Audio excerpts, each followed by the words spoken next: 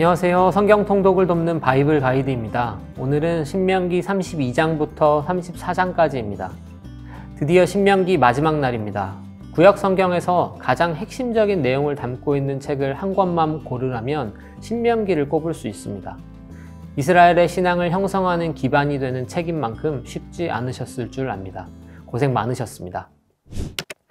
32장에서는 하나님이 모세에게 지어 부르게 한 증거의 노래가 나옵니다. 이 노래는 배교하는 이스라엘과 하나님의 분노와 심판, 그리고 이스라엘이 미래에 지을 죄악을 담고 있습니다. 하나님이 이스라엘을 심판하다가 분노를 진정하십니다. 심판의 도구였던 원수들이 그들 스스로 이스라엘을 심판했다고 여기기 때문입니다. 원수들의 신들은 능력도 없고 하나님과 전혀 다르다고 말씀하십니다. 원수들의 신들은 그들에게 반석이 아닙니다. 결국 원수들은 심판당하게 될 운명입니다. 이스라엘은 율법이 정기적으로 낭독될 때마다 그들의 배교를 규탄하는 노래를 들어야 했습니다. 언뜻 보면 이 증거의 노래가 정죄와 심판을 정당화하는 것처럼 보입니다. 그런데 이 노래는 재앙의 때에 이스라엘이 하나님께로 돌이킬 수 있는 도구가 된다는 것을 놓치면 안 됩니다.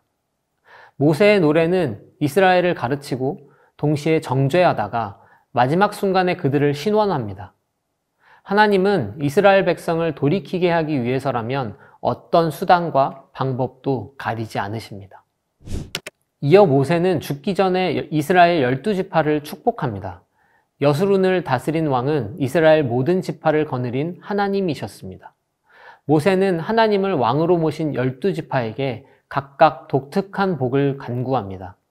구약에 등장하는 지파 목록은 대체로 12지파를 유지하지만 구체적인 지파명에서는 조금씩 차이가 있습니다.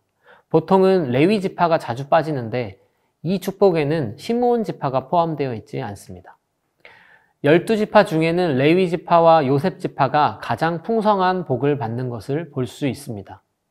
레위 지파는 하나님이 이스라엘을 시험하던 때에 신실하게 하나님의 말씀을 준행하고 언약을 준수했기 때문입니다.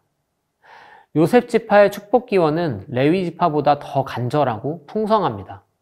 그들이 복을 받는 이유는 나오지 않지만 모세는 요셉 지파를 위해 다양한 복을 기원합니다. 그들은 후에 가나안 중심에 위치한 매우 넓은 땅을 차지하게 됩니다. 모세는 자신이 율법 강론을 시작하던 그 장소에서 죽었습니다. 신명기는 모세의 무덤에 관심 갖지 않고 모세의 마지막 사역인 여호수아를 안수하는 일에 주목합니다. 모세를 들어쓰신 하나님이 여호수아에게 임합니다. 이제 모세의 시대는 저물었습니다. 모세는 아무도 비견되거나 비교될 수 없는 예언자였다고 평가합니다. 그는 하나님과 얼굴을 맞대고 대화한 예언자이며 애굽의 파라오에게 하나님의 권능 보인 자였지만 그것은 그의 능력이 아니라 하나님의 권능이었음을 잊지 말아야 합니다. 이스라엘 백성들은 민족의 지도자 모세를 잊을 수 없을 겁니다. 애굽에서 노예 생활하던 그들을 가나안으로 이끌어 자유민이 되게 해주었기 때문입니다. 그러나 성경은 모세를 성인화시키지는 않습니다. 오히려 모세의 마지막을 보면 모세의 자취는 철저하게 감춰집니다. 어찌 보면 모세는 고생은 고생대로 하고 열매는 따먹지도 못한 존재입니다. 그런 모세의 마지막 모습이 오히려 더 크게 다가옵니다. 하나님의 권능으로 이 여정을 시작했으니 생명을 거두어 가시면 하나님 곁으로 가는 것 자체가 가장 큰 복임을 보여줍니다. 모름지기 사람은 끝이 아름다워야 합니다.